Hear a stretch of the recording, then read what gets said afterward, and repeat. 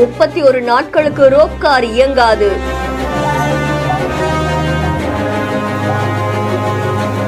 பிரம்மாண்ட இரும்பு வடம் மீது ஏறி நின்ற இன்ஜினியர்கள்.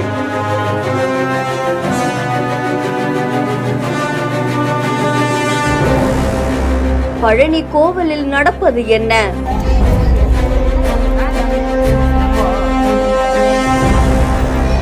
அறுபடை வீடுகள்ல 3ஆம் படை வீடான தண்டாயுதபாணி திருக்கோவில்ல ஆயிரக்கணக்கான பக்தர்கள் சுவாமி தரிசனம் செய்ய வருவாங்க. விசேஷ நாட்கள்ல லட்சக்கணக்கான பக்தர்கள் கூட வருகை தருவாங்க. இந்த நிலையில இந்த பழனி தண்டாயுதபாணி கோவில்ல ரோப் சேவை, அதுக்கப்புறமா இரும்பு ரயில், அதை தொடர்ந்து மின் இழுவை ரயில், படிப்பாதை, யானை பாதை, அதுக்கப்புறமா ரோப் கார்னு பல சேவைகள் இருக்கு. இது மூலமா பக்தர்கள் மலை கோவிலுக்கு போய் சுவாமி தரிசனம் மேற்கொள்வாங்க. இந்த நிலையில தான் மாசத்துக்கு ஒரு முறையும் வருடத்திற்கு ஒரு மாதமும் இந்த ரோப் கார் சேவை நிறுத்தி வைக்கப்படும். பராமரிப்பு பணிக்காக இது நிறுத்தி வைப்பாங்க. இதை தொடர்ந்து ஜூலை 15ஆம் தேதியிலிருந்து 31 நாட்களுக்கு பராமரிப்பு சேவைக்காக இது நிறுத்தி வைக்கப்படுது அப்படின்னு தெரிவிச்சிருக்காங்க.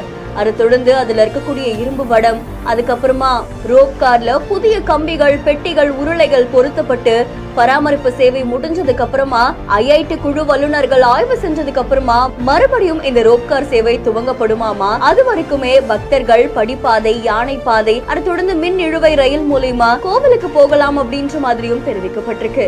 பிரம்மாண்ட ரோப் கார் மேல இன்ஜினியர்கள் ஏறி நிற்கக்கூடிய இந்த காட்சிகள் இப்போ சமூக வலைதளங்கள்ல வைரலா பரவிட்டு இருக்கு. செய்தி தொடர்பான உங்களுடைய கருத்துக்களை கமெண்ட்ல சொல்லுங்க. இந்த செய்தியை வழங்குவோர் GT holidays, Jayachandran, MCR pure cotton club. மேலும் செய்திகளுக்கு பிஹைண்ட் இணைந்திருங்கள்.